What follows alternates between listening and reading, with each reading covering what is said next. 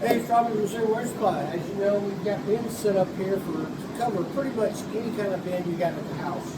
So it's been a couple of weeks since we've been in them. Today we're going to get set up. We're going to feed or add more bedding, check on our cocoons.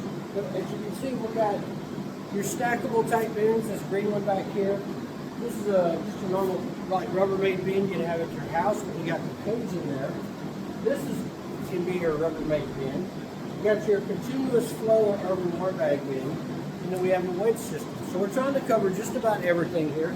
But today, it's been about 2 weeks, it's time to check in. Let me bring you over here.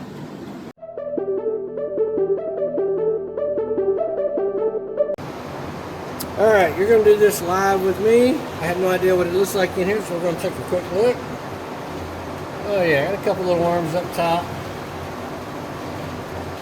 That moisture, if you can see that moisture on there, see the shine, that's what gets those worms up there. That moisture gets up there, the bacteria gets up there, and the worms really like it.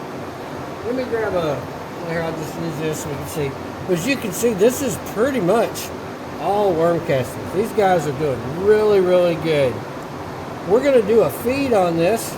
We'll show you how we do that. Bear with me. Now at this point, you can use cardboard. You can use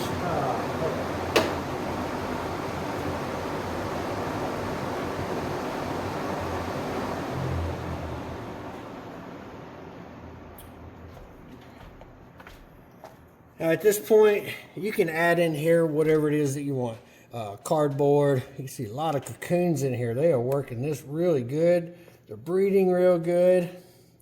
At this point, you can use cardboard. You can use newspaper, paper, any kind of bedding you've got. We have compost.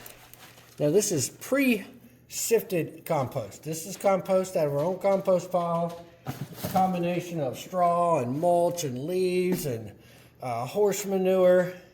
And it's went through several heats. So what I'm going to do is I'm just going to load this thing up. They're nice and light. Now I'm going to go ahead and add, this is super wet, we've already pre-wet it. I'm going to add a scoop of our worm chow. There's 11 different vitamins, or 11 different grains in here. There's azomite lime. There's, we got grits already added in there. All the good stuff's in there. We don't have to feed that, but we're supplementing what maybe not be in this compost. And that's all I'm going to do to it. Give it another couple weeks, we'll probably be putting a second layer on. All right, now let's move over here to our second bin. This is our cocoon bin. I'll get you set up here. And it's been sitting for a couple weeks. As you can see, that yellow, can you see that? Yeah. That yellow one, oop, I dropped it. Take that back. Well, here's a good orange one. When they go to getting burnt umber color, kind of orange, if you can see that, that means they're getting ready to hatch out. Let's scratch through here. We're getting close. See, I can already see. See if I can get that in there. You guys see that little baby worm? So we're hatching out right now. And there's probably, oh, I don't know, 6,000 or 7,000 cocoons just in this bin. I'm going to go ahead and fluff this up. I want to make sure that there's a lot. Oh yeah, I got little babies all in here. You call those wisp. Yeah, they are doing good. Really good. I said this will eventually be the amount of worms, cocoons that we've got in here. Oh God, however many. It'd be a lot of pounds. There's little wisp all through here. The moisture's good. And at this point, we are going to feed this one also. We'll feed just a little bit to the top. Because in our food here, we do have dried molasses. So that's going to add that sweetness. That'll help start bringing these guys out. Now, if you don't have this at your house, what you can do is you can use apples. I would prefer, if I'm going to use apples, is to run it through the blender, make a mulch or a mush. Maybe add a little water in there so it's like an applesauce you give babies. You can put in these guys. Yeah, as you can see, we've got a lot of wisps coming out. probably next week, that thing will be just running crazy. All right, let's get you moved down here for the next bin. Now this bin, bear with me, let me wash my hands.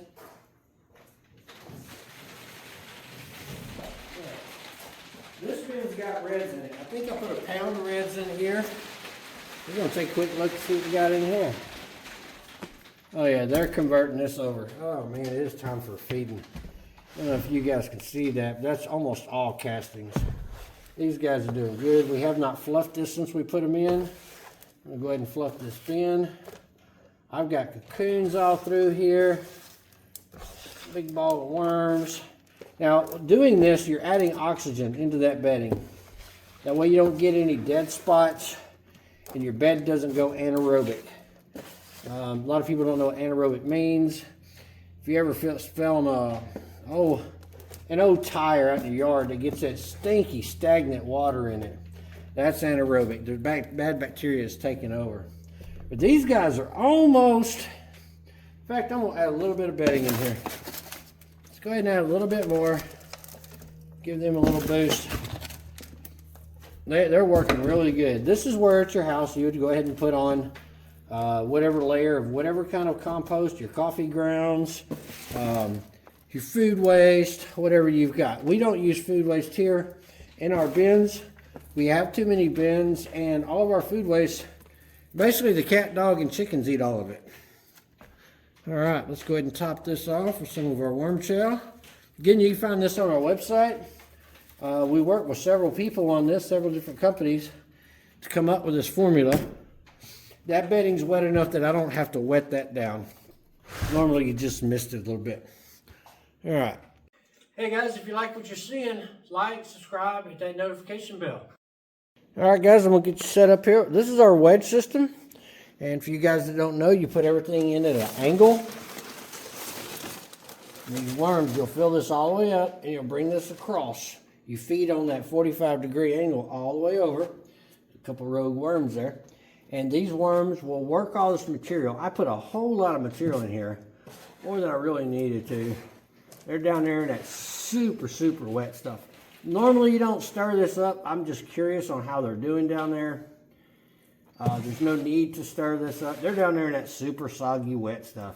As you can see, it's super wet. These guys are doing good. I think I only put a half a pound in here.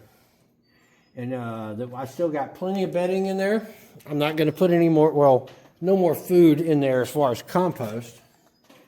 I'm going to add about a half a cup of our food here. And once this bed gets started, really good, you're going to go back and forth and you're going to be pulling castings. Once your bed gets to about halfway, you start pulling castings. Don't get any water back there, no moisture. Here in this building, we don't have to add water as much as you probably will in your house or your building. I've got 3.5 inches of closed cell foam on these walls, and this building holds moisture so well. I mean, we're so happy with it, it's crazy.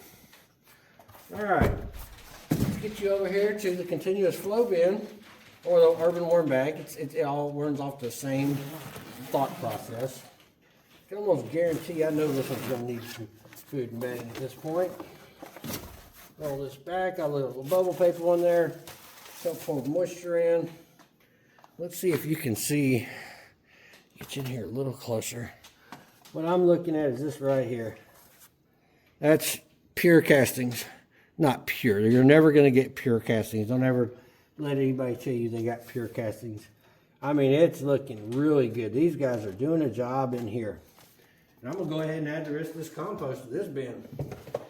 On these continuous flows, a couple things a lot of people don't know is when you do this and you're finally get to the point, you need to have this way on up here before you start working that bottom.